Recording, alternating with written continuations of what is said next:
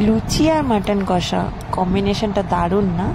হ্যাঁ, আমার বরমশাইয়েরও ভীষণ পছন্দের একটা খাবার এই মাটন কষা আর লুচি।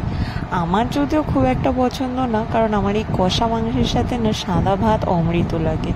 তো যাই হোক, সেই দিন রাত্রিবেলা আমার বরমশাই বললো যে আমি অনেক দিন লুচি আর মাংস খাই না, তাই তুমি একটু খাসির মাংস আর লুচি বানিয়ে দাও।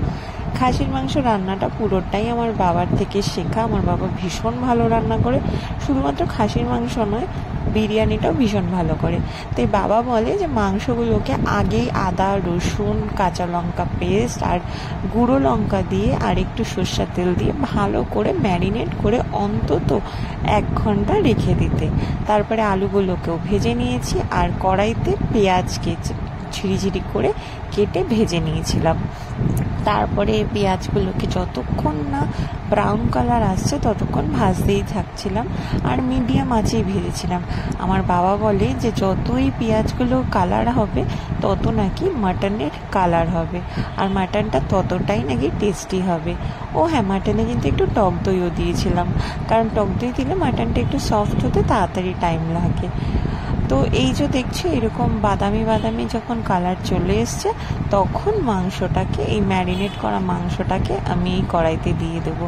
আর এটাতেও আমি অল্প আছে, মানে কড়াইটা কিন্তু আমি খুব আছে গরম করিনি, মানে গ্যাস ওভেনটা অল্প আছে, আমি এটাকে কষাতে থাকছি। আর এর মধ্যে জল কিন্তু আমি একদম লাস্টে দেবো, আর তাও সেটা গরম জল, ঠান্ডা জল দেওয়া একদমই বারণ।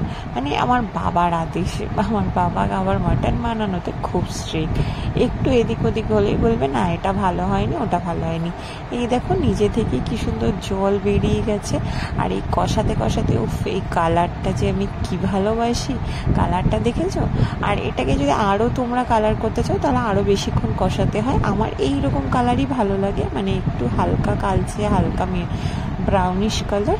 এই কালারটা যখন চলে আসবে তখন গরম জল দিয়ে ভালো করে নাড়িয়ে চাড়িয়ে প্রেশার কুকারে যেরকম মাংস সেরকমভাবে সিটি দিতে পারো। আমাদের রেয়াজি খাসি, তো এই 2টো সিটি দিলেই মানে মাংসটা একদম নরম হয়ে যায়।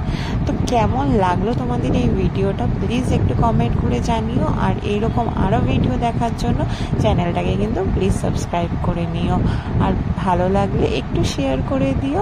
চলো, দেখা হবে আবার নেক্সট ভিডিওতে। আর কমেন্ট করতে কিন্তু ভুলো না যে তোমাদের ফেভারিট খাবার কি। টাটা।